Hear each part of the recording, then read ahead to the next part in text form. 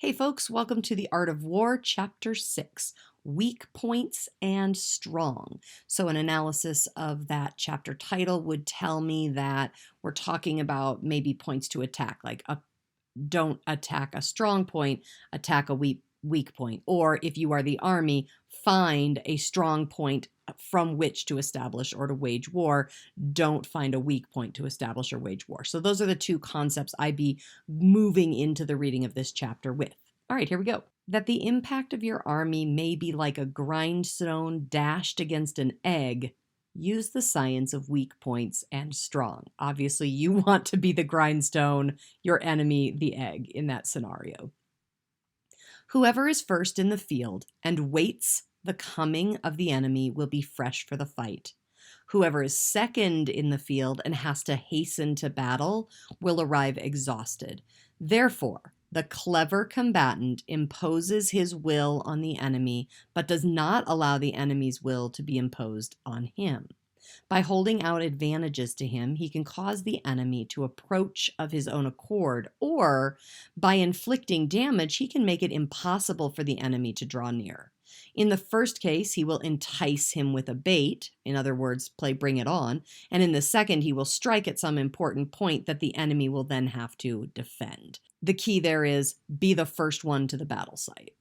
If the enemy is taking his ease, you can harass him. In other words, if he's not coming fast enough, make him get there faster. If quietly encamped, force him to move. If well supplied with food, starve him out. Appear at points that the enemy must hasten to defend, and march swiftly to places where you are not expected. An army may march great distances without distress if it marches through country where the enemy is not. You can be sure of succeeding in your attacks if you only attack places that are undefended. A great example there is the battle at Pearl Harbor, right? Nobody ever expected anyone to attack Pearl Harbor, so they were utterly undefended, and that's what made it such a successful attack for the Japanese. You can ensure the safety of your defense if you only hold positions that cannot be attacked. That general is skillful in attack, whose opponent does not know what to defend, and he is skillful in defense, whose opponent does not know what to attack. Now, a good example of this idea of only hold positions that cannot be attacked would be during the Civil War, the battle at Fort Wagner. Fort Wagner was held, and if you just look up Fort Wagner, you'll see a whole bunch of reasons why Fort Wagner was never taken by the North. And a lot of it applies to these Sun Tzu strategies. So that's a great battle to look up in terms of holding a position that cannot be attacked. He who is skilled in attack flashes forth from the topmost heights of heaven, making it impossible for the enemy to guard against him. This being so, the places that he shall attack are precisely those that the enemy cannot defend. He who is skilled in defense hides in the most secret recesses of the earth, making it impossible for the enemy to estimate his whereabouts. This being so, the places that he shall hold are precisely those that the enemy cannot attack.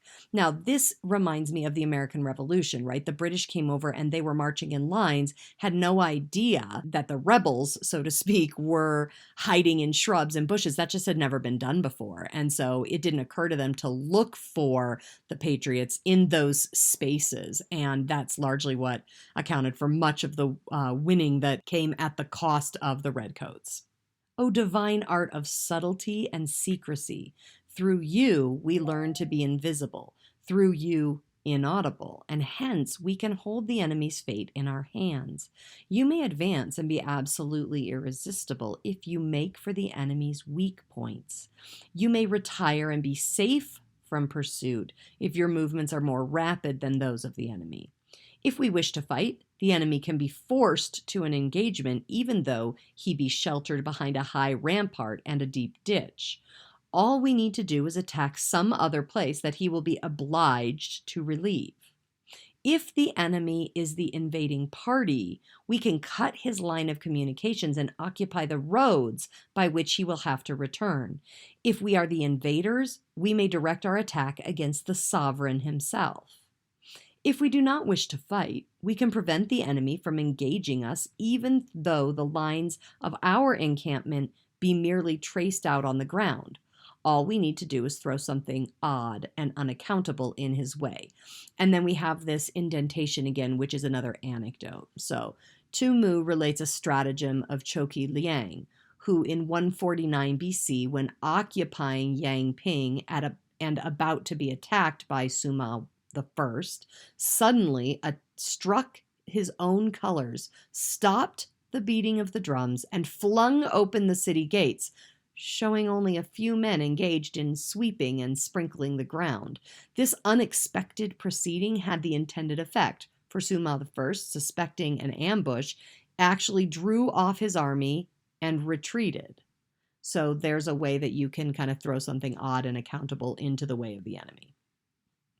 By discovering the enemy's dispositions and remaining invisible ourselves, we can keep our forces concentrated, while the enemy's must be divided. If the enemy's dispositions are visible, we can make for him in one body, whereas our own dispositions being kept secret, the enemy will be obliged to divide his forces in order to guard against attack from every quarter. We can form a single united body while the enemy must split up into fractions, and hence there will be a whole pitted against separate parts of a whole, which means we shall be many to the enemy's few. And if we are able thus to attack an inferior force with a superior one, our opponents will be in dire straits. The spot where we intend to fight must not be made known, for then the enemy will have to prepare against a possible attack at several different points, and his forces being thus distributed in many directions, the number we shall have to face at any given point will be proportionately few. In other words, that goes back to that idea of our many versus fewer of somebody else. For should the enemy strengthen his van, he will weaken his rear. Should he strengthen his rear, he shall weaken his van. Should he strengthen his left, he weakens his right. Should he strengthen his right, he weakens his left. If he sends reinforcements everywhere, he will everywhere be weak. And frankly, y'all, anybody who's ever played Risk knows this, right? If you separate too many of your forces, somebody's going to get through, and then you're going to lose the game of Risk. All right, carrying on. Numerical weakness comes from having to prepare against possible attacks. Numerical strength comes from compelling our adversary to make those preparations against us.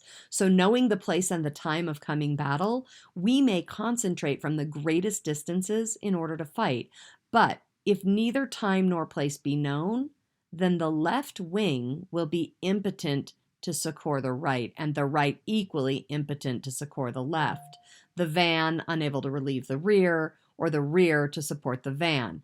How much more so if the furthest portions of the army are almost 100 li apart, and even the nearest are separated by several li. In other words, if we're the ones forced to divide ourselves up, we're going to be in trouble. Though the enemy be stronger in numbers, we may prevent him from fighting. Scheme so as to discover his plans and the likelihood of their success. Rouse him and learn the principle of his activity or inactivity. Force him to reveal himself so as to find out his vulnerable spots. Carefully compare the opposing army with your own so that you may know where length is superabundant and where it is deficient. In making tactical dispositions, the highest pitch you can attain is to conceal them. Conceal your dispositions, and you will be safe from the prying of the subtlest spies, from the machinations of the wisest brains. What the multitude cannot comprehend is how victory may be produced for them out of the enemy's own tactics.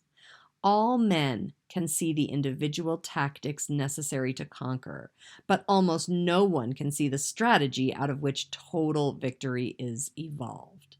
This reminds me of like a Mean Girls scenario. Like if everybody's gossiping and you stay quiet, you don't provide anybody any way to attack you, right? Because who you are, what your vulnerabilities are, those are all left secret in your own head, and so nobody can attack your vulnerabilities because you have not made them be known. Again, this is how this book can apply to life instead of war.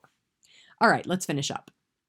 Military tactics are like unto water, for water in its natural course runs away from high places and hastens downward.